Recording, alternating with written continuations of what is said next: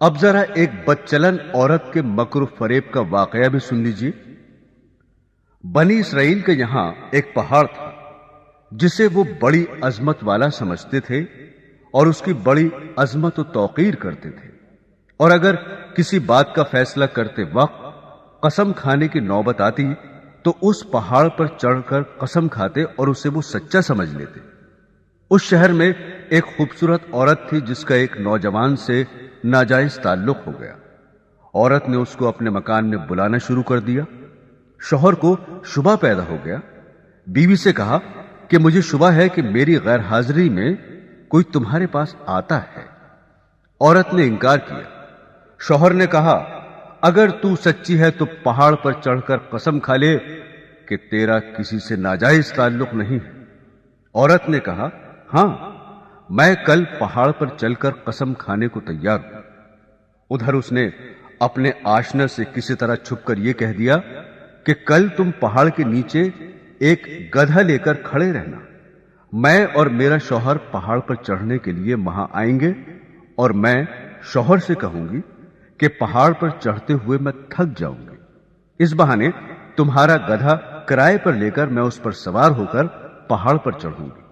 تم گدھے والے کے بھیس میں وہاں موجود رہنا اور گدھے پر مجھے سوار کر کے میرے ساتھ ساتھ چلنا۔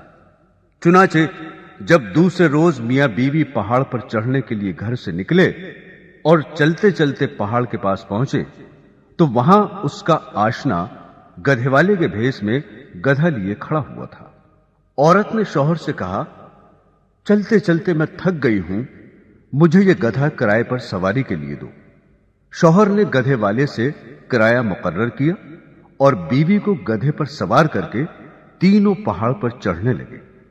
جب وہ جگہ آئی جہاں لوگ قسمیں کھاتے تھے تو اس مکار عورت نے اپنے آپ کو گدھے سے نیچے گرا دیا، اور اس گرنے میں اپنی رانے وغیرہ قابل سطر بدن بھی ننگا کر دیا، اور ایسی صورت پیدا کر دکھائی کہ شوہر نے یہی سمجھا کہ گدھے سے اتفاقاً گر گئی اور گرتے ہوئے اتفاقاً ننگی ہو گئی ہے۔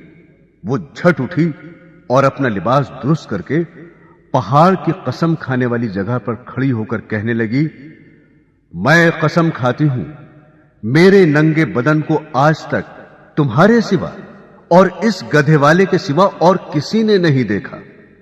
شوہر مطمئن ہو گیا کیونکہ اس نے یہ سمجھا کہ اس گدھے والے نے اسے گدھے سے گرتے ہوئے اس کا ننگا بدن اتفاقاً دیکھا۔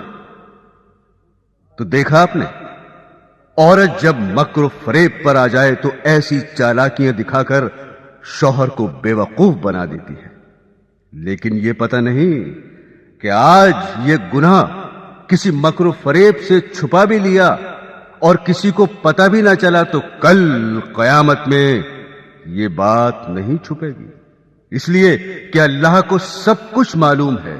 اللہ سے کوئی کام چھپا ہوا نہیں، دنیا والوں سے چھپ سکتا ہے لیکن اللہ تعالی سے نہیں چھپ سکتا، اور اللہ کے نبی صلی اللہ علیہ وسلم نے اس کا عذاب بتا دیا کہ ایسی عورت سینے کے بل جہنم کے اندر جلے گی۔